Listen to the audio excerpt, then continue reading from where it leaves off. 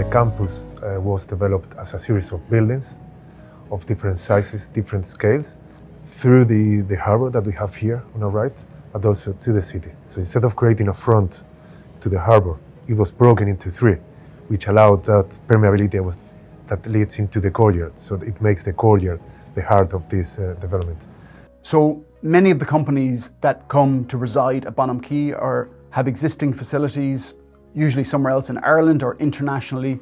They need to make the relocation here to the campus. So with that early engagement, we can facilitate the movement of people, equipment, whatever needs to come and remain operational so they can have the smoothest possible transition into the new office. It was clear that Edward wanted to do something different. It was an addition to the city. So it wasn't a one-off project. It had to be linked to the city. And I think there it's important that Edward are a local developer. They know Galway really well and they want to be proud of what they do.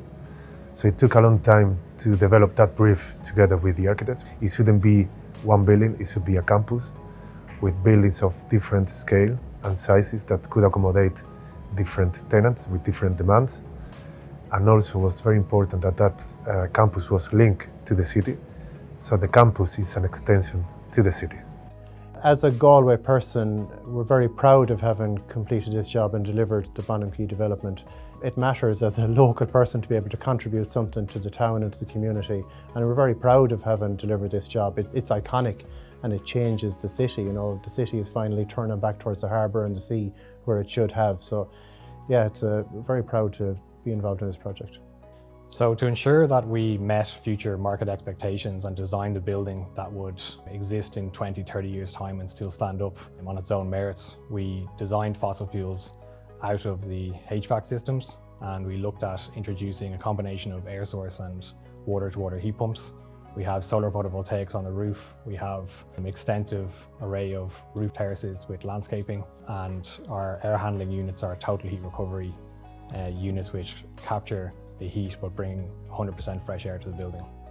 The collaboration in terms of early procurement with the existing subcontractors that we've successfully used in phase one, and the purchase and procurement of the key materials to be on site, ready and available at an early stage. That's something we focused on very much in the phase two to counteract any future price inflation for all the key stakeholders. These buildings need to work together. They are all organized around that courtyard and all the pedestrian streets, because it was very important as well that the users of these buildings interact with each other. So it wouldn't be independent buildings that you come work and live. The idea is that over time, the people working here, they will develop friendships and relationships, and they have also the link bridges with the idea also that people can go out to an outdoor space and they can meet people from the other building. So we introduced technologies to reduce point of contact for people as they enter the building and walk to their desks. We have destination controls, we have speedways at reception, access control. So at Bonham Quay, we targeted the Wired Score certification, which is a certification body that demonstrates best practice in digital connectivity and resilience. And this was all part of an ambition to attract the greatest talent and the best-in-class companies. So what we have done as a priority is to ensure that the key subcontractors and supply chain that we used in phase one were carried over onto phase two.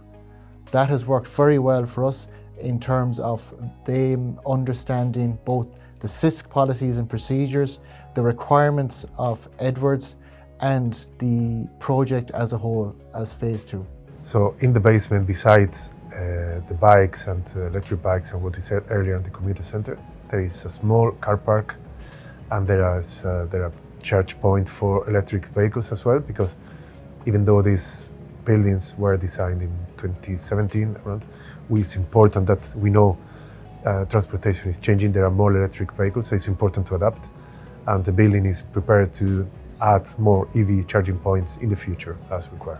So we achieved Wired Score Platinum, which is the highest rating possible within the standard, and that just demonstrates the developer and the design team's ambition to be best in class.